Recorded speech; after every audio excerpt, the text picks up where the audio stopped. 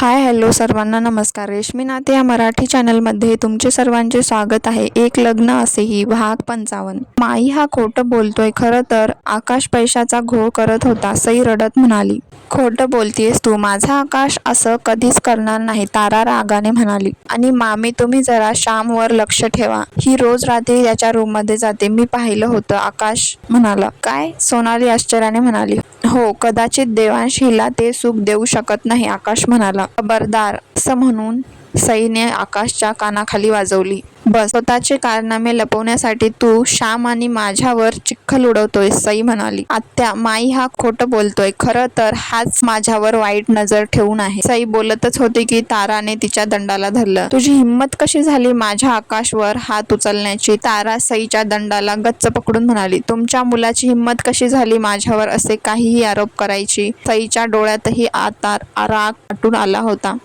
एकतर या प्रकरणात तिच्या आईला ओढायला जात होता आणि त्यावर कहर म्हणजे तिच्या चारित्र्यावर संशय घेतला जात होता. वाह रे वा, चोर ते चोर वर शिरजोर. तारा म्हणाली. मॉम, तू हिचं काही ऐकू नको. तुम्हाला माहीत झालं ही अशी आहे. स्वतःला खरं सिद्ध करण्यासाठी ही मुलगी काहीही करू शकते. उद्या माझ्या विरोधात खोटे पुरावे पण सादर करू शकते. आकाश घाबरण्याचं नाटक करून म्हणाला. हिने काहीही म्हणू दे, पण माझा मुलगा असा विचार कधीच करू शकत नाही. तारा ठसक्यात म्हणाली. म्हणजे याचा अर्थ मी खोटी बोलतेय? सई आश्चर्याने म्हणाली. ते तुलाच माहीत. तारा नाक मुरडून म्हणाली. माई, तुम्ही तर मला चांगलं ओळखता ना. मी असं करू शकते का माई? सई माईजवळ जाऊन त्यांच्या पायाशी बसून म्हणाली. आई शांत बसून होती. या सगळ्या गोष्टी अचानक समोर आल्याने बिचारी तीच शॉकमध्ये होते. माई, बोलत का नाही तुम्ही? तुम्हाला खरंच असं वाटतं की मी आणि माझ्या आईने असं काही केलं असेल? सई मनातून म्हणाली. सई, मला फक्त एकच गोष्ट माहीत आहे की हा जो डोलारा उभा केला आहे ना, यासाठी देवांशच्या आजोबांनी, त्यांच्या बाबांनी खूप मेहनत घेतली आहे. त्यांच्या पश्चात मी खूप मेहनतीने हे सगळं सांभाळलं आहे. पैशापेक्षा मला या घराचा मान सन्मान जास्त महत्त्वाचा आहे. मी आजपर्यंत या घरावर कुणालाही बोट ठेवायला जागा दिली नाही आणि देणारही नाही. तू गरीब घरची असलीस तरी खानदानी समजून मी देवांशचं लग्न तुझ्यासोबत लावून दिलं. पण आता हे सगळं ऐकून मी काय निर्णय घ्यावा माझं मलाच कळत नाहीये. माई हताश होऊन म्हणाली. सई डोळ्यात पाणी आणून मोठ्या आशेने माईकडे बघत होती. यात समजायचं काय आहे माई? तू स्वतः तिला देवांशच्या आयुष्यात आणलं आहेस. आता तू तिला त्याच्या आयुष्यातून जायला सांग. तारा म्हणाली. हे ऐकून सई एकदम सुन्न पडली. देवांशच्या आयुष्यातून जायचं म्हणजे तिचा प्राण सोडण्यासारखं होतं. माई, सई ही वरून म्हणाली. आपण यावर देवांश आल्यावर बोलू. असं म्हणून माई तिच्या रूममध्ये निघून गेली. देवांश आल्यावर काय बोलणार? तो माईचा शब्दाबाहेर नाही. तिच्यामुळेच तर त्याने तुझ्याशी लग्न केलं होतं. तारा सईला तिरकसपणे म्हणाली. शिट्टी वाजत श्याम मॅन्शनच्या आत आला. हे घ्या, आले तुमचे सुपुत्र. तारा सोनालीकडे बघून म्हणाली. सोनाली रागाने लालबुंद होऊन श्यामकडे बघत होती. काय झालं? श्याम सगळ्यांचे गंभीर चेहरे बघून म्हणाला. तू काय काय दिवे लावलेत कळालं आहे सगळ्यांना. आकाश सोफ्यावर बसत म्हणाला. व्हॉट? श्याम न समजून म्हणाला. तू आणि ही सईशी? मला तर बाई बोलायलाही लाज वाटते. तारा नाक मोडून म्हणाली. काय प्रकार आहे हा? असं म्हणत श्यामने सईकडे बघितलं. ती तर सुन्न होऊन खाली बसून होती. वहिनी. श्याम तिच्याजवळ पळत गेला. तारा सोनालीला खुणवत म्हणाली की बघ याचा पुळका. श्याम. सोनाली ओरडली, पण त्याने तिच्याकडे लक्ष दिलं नाही. वहिनी, वहिनी काय झालं? श्याम तिचा पडलेला चेहरा आणि ओले डोळे बघून म्हणाला. सईने त्याच्याकडे बघितलं. वहिनी काय झालं? श्याम काळजीने म्हणाला.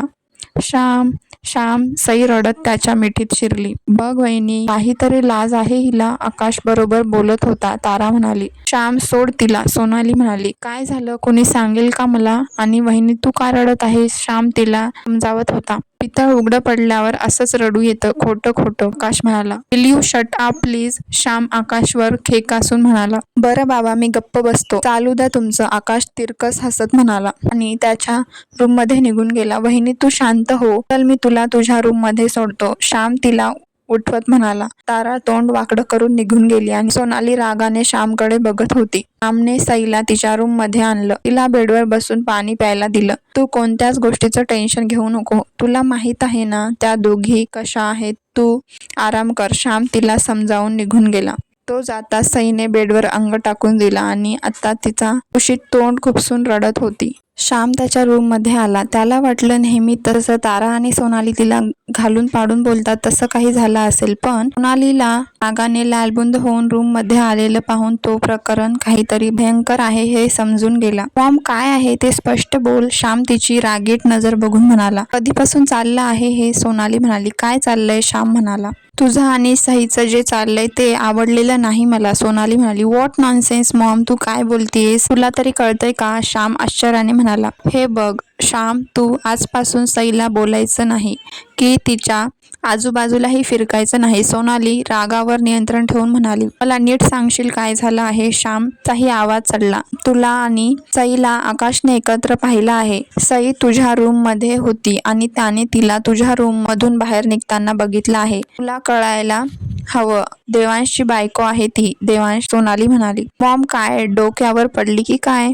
काहीही बोलतेस? अगं वहिनी, मला तुझ्यासारखी आहे आणि मी तिच्याबद्दल असा विचार कसा करेन? श्याम रागाने लालबुंद होऊन म्हणाला. मग आकाशने जे पाहिलं सांगितलं ते काय खोटं आहे? सोनाली म्हणाली. हे बघ मॉम, त्याने काय पाहिलं काय सांगितलं मला काही माहीत नाही. मला इतकंच म्हणायचंय, माझ्यात आणि वहिनीमध्ये तुम्ही समजता तसं काही नाही. ती मला माहीसारखी तुझ्यासारखी आहे. तुझी शपथ मॉम, असं म्हणून श्याम रागाने गाडीची चावी घेऊन बाहेर निघून गेला. श्याम, श्याम, सोनाली त्याला पाठीमागून आवाज देत होती. सईचे रडून रडून डोळे लाल झाले होते. तिला देवांश आणि तिच्या आईची खूप आठवण येत होती. कुणाच्या तरी मायेची खूप गरज होती. तिने लगेच देवांशला फोन लावण्यासाठी फोन बघितला, पण तिचा फोन तर पर्समध्ये होता आणि सगळ्यामध्ये ती पर्स खालीच विसरली होती. तिने डोळे पुसले आणि फोन घेण्यासाठी खाली आली. खाली कुणीही नव्हतं. तिने घाईघाईने फोन पर्समधून बाहेर काढला की पुन्हा आकाश तिच्या समोर आला. तू? सई रागाने म्हणाली. येस डार्लिंग, आत्ता फक्त मीच, आकाश कुशूरपणे म्हणाला. सई तिचा फोन घेऊन तिच्या रूममध्ये जात होती की आकाशने पकडलं. सोड म्हणते ना, सई रागाने म्हणाली. काहीही केलं असतं तरी चाललं असतं, पण माझ्या थोबडीत मारून माझा इगो हर्ट करायचा नव्हता. आकाश तिचा हात पाठीमागे गाळून म्हणाला. आकाश सोड, परिणाम खूप वाईट होतील. सई रागाने म्हणाली. आता जे काही वाईट होणार ते तुझ्यासोबत होणार. एका क्षणात मी तुला बर्बाद करू शकतो, पण मी असं करणार नाही. मला तुला या घरातून धक्के मारून बाहेर काढताना बघायचं आहे, आकाश म्हणाला. समोर काय झाले पाहूया पुढील भागात. हा भाग कसा वाटला कमेंट करून नक्की सांगा. भेटूया पुढील भागात.